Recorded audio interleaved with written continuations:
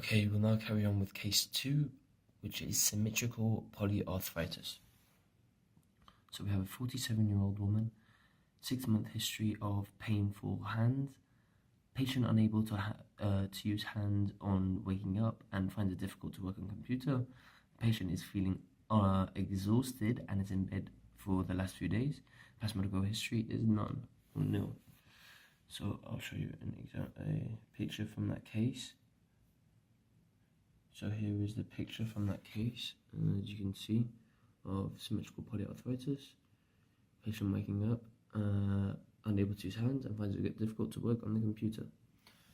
So, why is it called symmetrical? Symmetrical meaning it affects the same joints on either side. Poly meaning it affects 3 or more joints. So on examination, the cardinal signs of inflammation are found. These are redness, swelling, pain, heat, loss of function.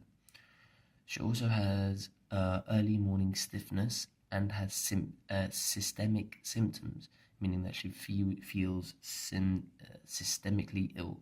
Therefore, she's feeling like ill kind of all over the body. So looking back at the diagram on page 6, as I'll show you now. So looking back at this diagram, we diagnose her with polysymmetrical arthritis as the PIP joint and the wrist on either side are affected. So as we're using this diagram, she has inflammatory arthritis, she has polysymmetrical, and we're diagnosing her therefore with one of these. And why does she have polysymmetrical arthritis? That's because she has the PIP joint and the wrist joint on either side of the hand are affected.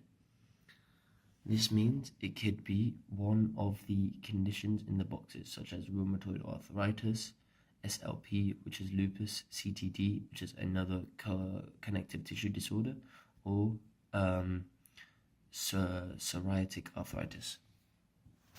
And those are the conditions mentioned in this box in the bottom left as mentioned. So case 2 investigations. Blood tests show that the ESR is raised, the CRP is raised, the antibodies tests show that the rheumatoid factor is positive, ACPA is positive, however ANA, dsDNA and ENA is negative. Complement proteins are normal. X-rays of MCPJs of the metacarpophalangeal joints.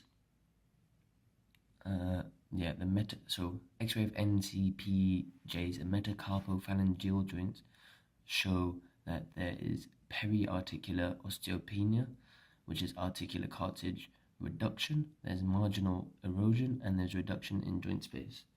So I'm going to try get a picture to help ease that. So here is the metacarpophalangeal joint X-ray showing periarticular osteopenia, which means articular cartilage reduction, and marginal erosion and a reduction in joint space.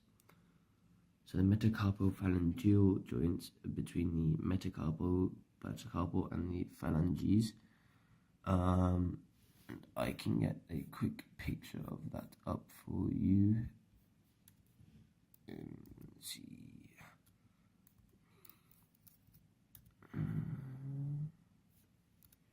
Metacarpophalangeal joints, as you will see here.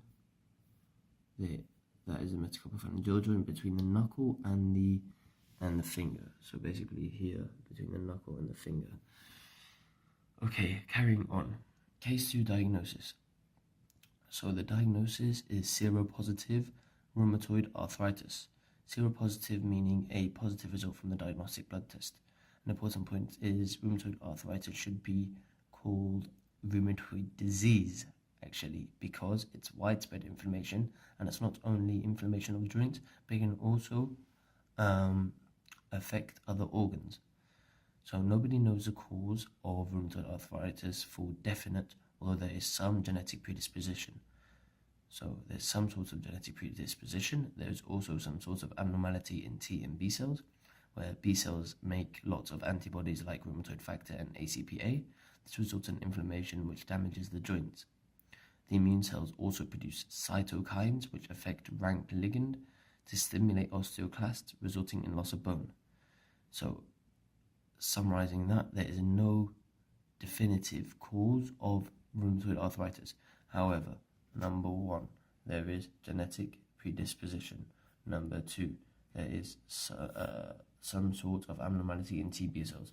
B cells make lots of antibodies like rheumatoid factor and ACPA, resulting in inflammation and damaged joints.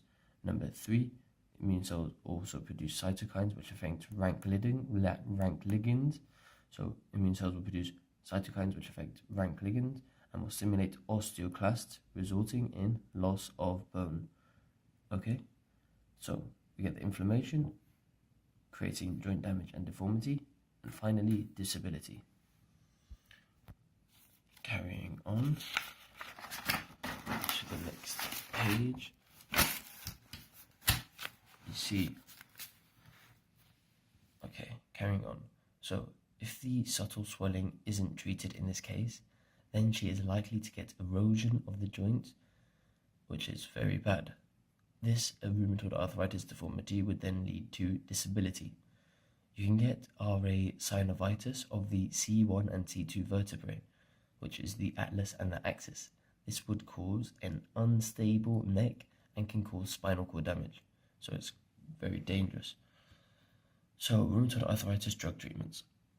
So treatment aim is to switch off joint inflammation early in order to, number 1, prevent erosion and joint deformity, and number 2, therefore prevent disability. So the treatment aim of rheumatoid arthritis is to switch off joint inflammation as early as possible, preventing bone erosion and joint deformity, and therefore preventing disability. Preventing bone erosion and joint deformity, and therefore preventing disability. Easy peasy. Thumbs up. Carrying on, treatments include 3 main ones. There are disease-modifying drugs, DMARDs, remember that? Disease-modifying drugs. An important point is it's preferable to start early within 3 months of first symptoms. So these disease-modifying drugs may be oral drugs such as methotrexate and injections, which may include biologics, for example, anti-TNF drugs. We use this if 2 oral drugs don't work. So we use injections if 2 oral drugs don't work. Second treatment may be symptomatic treatments. So we're trying to treat the symptoms. For example, we may use NSAIDs, non-steroidal, steroidal anti-inflammatory drugs, steroids, or analgesia, which is pain relief. Number 3, we may try to do lifestyle changes, which involves reducing the risk factors, such as smoking. There's also a rheumatoid arthritis campaign. This is a national campaign to raise, number 1, raise profile of rheumatology in the UK. Number 2, increase the understanding and work of rheumatologists. Number 3, emphasize the window of opportunity for preventing pain and disability in arthritis, as there is a window of opportunity between the inflammation and deformity of the joint